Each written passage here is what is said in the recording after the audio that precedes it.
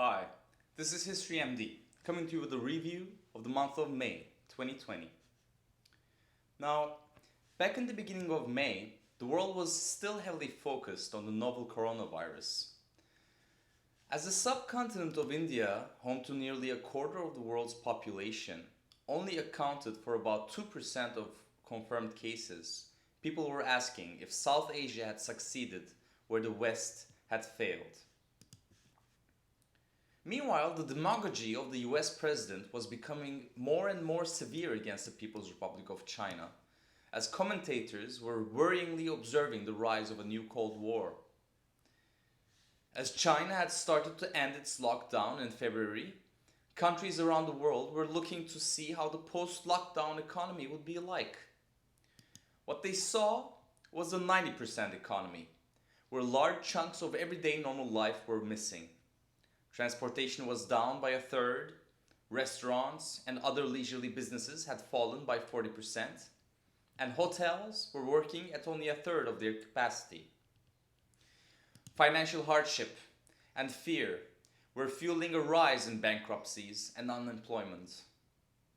At that time, UK had just under 30,000 deaths.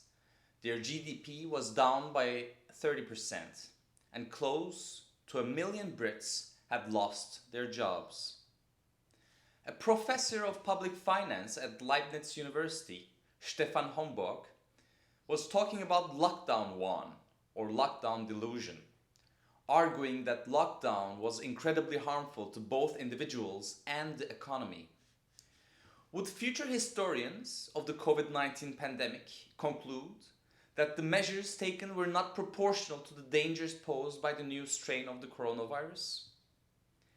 Ever since the developments in the Ukraine in 2014, Russia and China seemed to be forming an alliance, which only deepened during the pandemic, which some Russians claimed to have been sourced by biochemical labs owned by the Pentagon, just as Trump was accusing Beijing along similar lines. However, the lines that separated authoritarian regimes and democracies were becoming ever so blurry. As Brazil had to deal with the defiant Bolsonarismo that denied any threat posed by COVID-19, and the American leader was talking half-jokingly about ingesting bleach in order to eliminate the virus, India's nationalist leader Narendra Modi publicly attributed the spread of the coronavirus to Muslim missionaries, just as the hashtag Corona Jihad was trending on Twitter. The pandemic, unfortunately, was revealing that fascist and National Socialist tactics or propaganda were once again being utilized in order to prepare the public opinion for an eventual all-out war. Repeat a lie often enough, and it becomes a truth, had said Joseph Goebbels. This was especially true in relation to the blame China game, advanced by the Trump administration and defended by famous academics such as Niall Ferguson, pointing to a cover-up operation by the Middle Kingdom. This was the new China scare, rhyming with the infamous Red Scare that shook the US following the end of the Second World War. However, what the COVID-19 crisis was actually doing was exposing the savagery of American democracy in relation to race and class warfare. As the African American community was being ravaged by the epidemic, European Americans with guns in their hands were loudly protesting to reopen the economy. Back on the old continent, the former Soviet bloc seemed to be less affected by the new disease than the rest of Europe, while in Iran, one of the Middle Eastern countries hardest hit by the outbreak, mosques were reopening in low-risk areas. Analysts were eyeing the world stage for an upcoming disintegration of the established order of American power. Would America fall for the Thucydides trap and engage China in a world war? It seemed unlikely, since the rest of the world was laughing at the Trump administration. Countries with women leaders, such as Germany and New Zealand, were much more successful in combating the virus. At the same time, China, who could not do away with the international power of the US dollar, was slowly putting out hints of its plans to roll out the digital yuan, potentially based on gold. Chill winds were sweeping through the corridors of power in Beijing and Washington, with summer just around the corner. However, analysts were asking if a broke America could really afford to fight a Cold War with China. Unaltered by the state of affairs, Beijing was turbocharging its Belt and Road Initiative and other game-changing plans, despite COVID-19 and US's hybrid warfare. Some were attesting that the world was taking pity on the US and that American prestige could never recover. There was an abysmal failure of leadership in the land of freedom. Perhaps the real culprit was the monster of modernity. After all, wasn't progress the root of most human-made disasters in world history? And the country who arguably had unleashed the monster of modernity into the rest of the world, Britain, had become the sick man of Europe. Isolated and alone, Britain was in need of a miracle.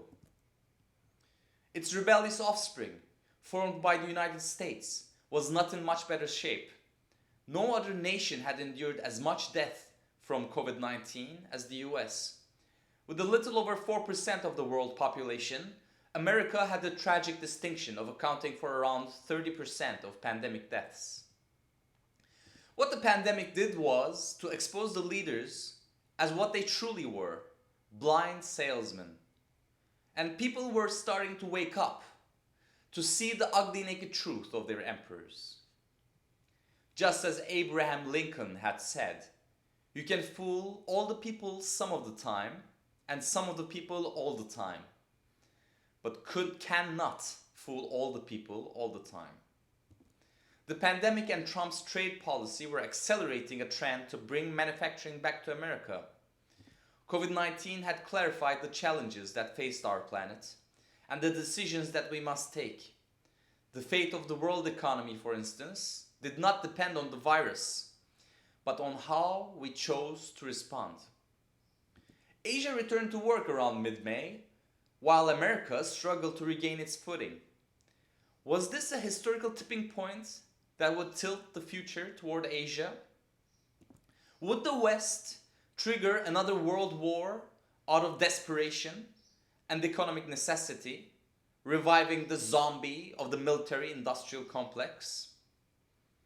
America's rivals were moving pieces on the chessboard, and curiously, Putin had decided to move away from his alliance with the wounded Assad regime. There seemed to be some geostrategic calculations going on during this time, which some likened to the time just after the assassination of the Archduke Ferdinand in 1914, or the Munich Conference of 1938. Anglo-Saxon imperialism had reached the end of the road. States had to come to terms with the fact that humans are not resources, that our health and lives could not be ruled by market forces alone. Perhaps China did have a couple of things to teach the West. After all, East Asia had handled the pandemic far better than the EU and the US on virtually every metric. A new era was beginning for Beijing, as China was happy to fill the leadership vacuum left by the US. At this crucial time in American history, the Trump administration was more concerned with the hazy conspiracy called Obamagate, more concerned with the upcoming presidential election rather than the people of the US. Past mid-May, most European countries were confident that they were past the worst of the coronavirus pandemic. Cinema production had halted for months now, as neither Hollywood nor Bollywood could produce movies under lockdown and social distancing. Just as Trump was trying to deal a fatal trade blow to Huawei and the Chinese global ambitions in general, America was losing Europe in the growing confrontation. As the EU was negotiating with Beijing on a comprehensive investment agreement and joint measures to combat climate change. America was drowning in problems as another election was steadily approaching, and yet again, there was no acknowledgement of the real problems that the country was facing. Meanwhile, during the midst of the crisis, Hong Kongers were willing to fight the imposition of mainland security measures fiercely, but alone. This rhymed with the trend that was slowly appearing as the month was slowly drawing to a close. The supremacy of the liberal system, promoted by the West, was over, and the Asian century had begun in the month of May 2020. The original sin of the US was rising to the surface again, as reports were questioning why COVID-19 was killing so many black people, and the reasons were economic and social remnants of slavery. Demands for justice and equality were gathering up force throughout the world as the New World Order was approaching its inevitable end. As the month of May was approaching its end, the brutal murder of George Floyd by a police officer in the streets of Minneapolis sparked a series of protests that were unparalleled since the 1960s. His last words during the 8 minutes, 46 seconds during which his neck was being crushed by the knee of that white policeman, "I can't breathe," gave rise to a rekindling of the Black Lives Matter movement. America had become a tinderbox. And that's it for today. If you liked the video, be sure to leave a thumbs up, hit that subscribe button, and state your historical emergency in the comments below. And as always, thanks for watching.